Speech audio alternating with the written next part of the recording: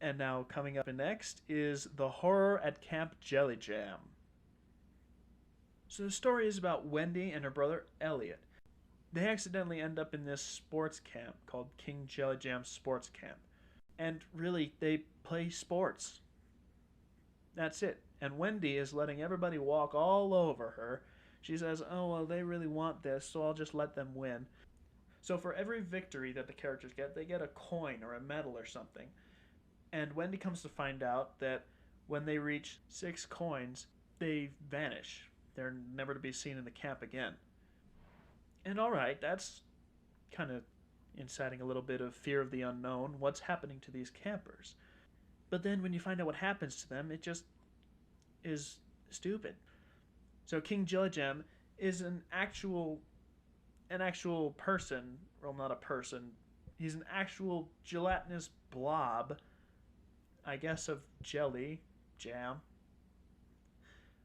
that sweats snails. And he smells so bad that he's taking all the best athletic people in the camp to wash him day and night. And yes, the last chapters of this book, they're just they're just strange. Not really much else to say about it. I found this book exceptionally boring. Some good moments were scattered throughout the book, some moments of suspense and terror, and it tried to really portray a fear of the unknown, but mostly it was dull and very repetitive, and less than interesting. I suppose that for what it is, the book isn't terribly paced or anything, but it's not very well paced either. And then we get into the last several chapters of the book, which are just weird. Yeah, there's not really much more to say about it. They're just weird. They're just out there. Up next is My Best Friend is Invisible. The story is that Sammy, who you never get a physical description of him until the very end, because that's the twist, finds this kid, his name is Brent Green, and he's invisible. And it's just all sorts of not scary, not suspenseful things going on. They do eventually get to some, but again, it's kind of slow. I suppose that it's kind of an interesting read, maybe, but it's just for the most part not. The twist ending really helped the failure of this book also. It actually made the book more interesting, but at the same time, it was a massive disappointment. Because you never get a physical description of Sammy, you don't know what he looks like or what he is. And it turns out that I don't know if he's an alien or just some kind of monster, but yes, he's not human. Sammy's parents develop a kind of flashlight that makes it easier to see things. Again, very predictable. You know that this flashlight and the kid being not seeable, you know exactly where this book is going from the time that you're like a few chapters in. So they shine this light on Brent, the invisible boy, and they see that he is human. And so I think that the first line that they say once they see he's human is, "Oh my gosh, he only has one head." And then it's like, I turned my 5 eyes over to my dad and asked him and yeah, it's interesting, but at the same time, massively disappointing. Now up next is Go Eat Worms. And this book relies on its use of gross out scares to be scary and interesting. That part alone really isn't that bad, but considering that worms can only take you so far in the scary department, it just becomes boring pretty soon. So Todd, he's got his worm farm, and he likes to torture his sister and her friend.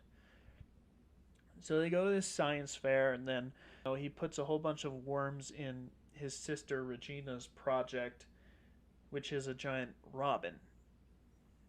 So they say, "Oh, something's in there," and then they pull open the mouth, and then there's a giant shower of worms falling on them.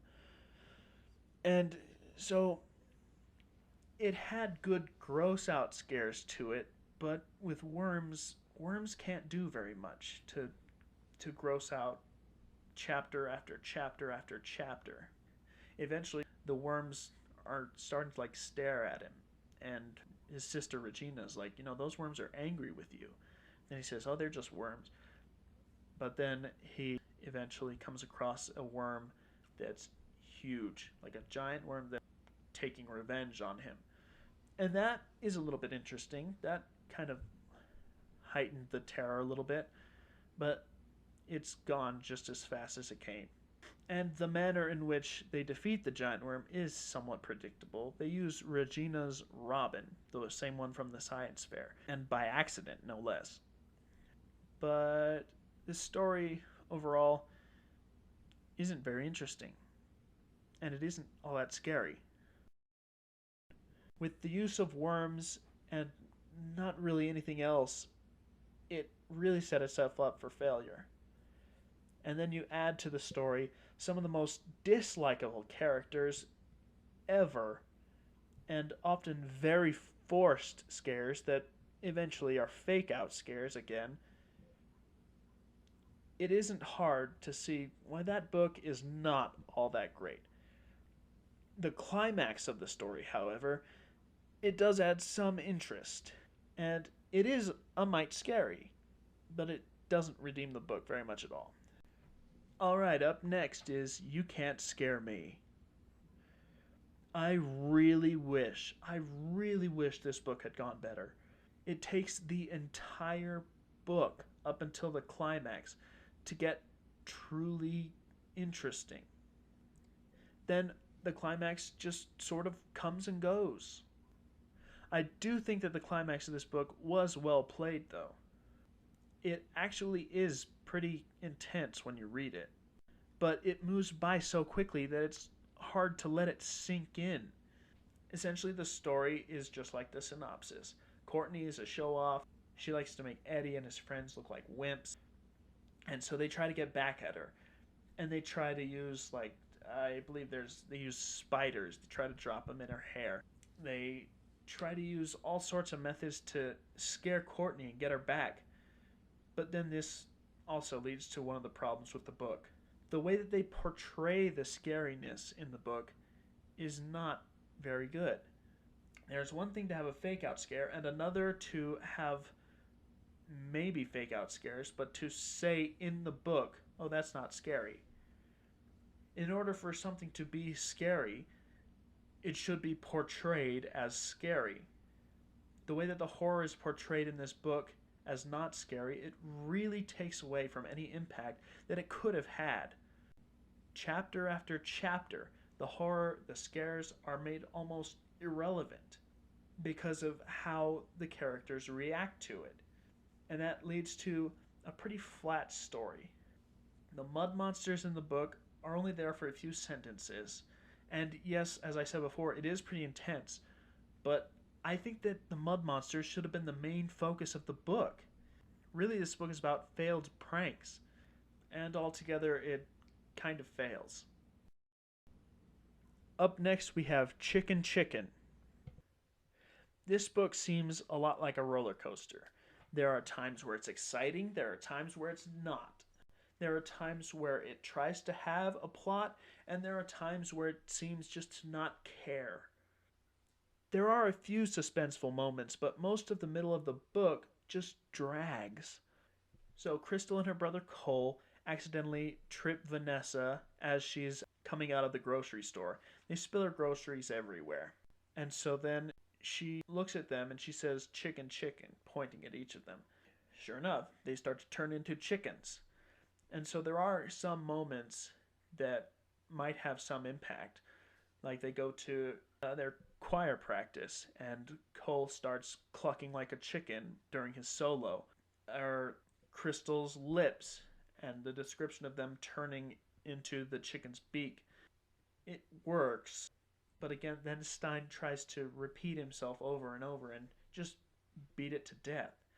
Eventually they do find Vanessa again, trying trying to ask her to change them back, and by this time they're almost fully chickens. Vanessa's not there. They try to go through her spells, and then they end up making things worse. And finally, when Vanessa comes home to see them, then she says, "Oh, well, you guys had bad manners, so that's why I cursed you." That's what the book comes down to, is manners. Not very interesting. The twist ending is darkly comedic, which, you kind of expect out of a Goosebumps book. And it definitely crowns the story, I think. But with or without this crown, it's not very spectacular.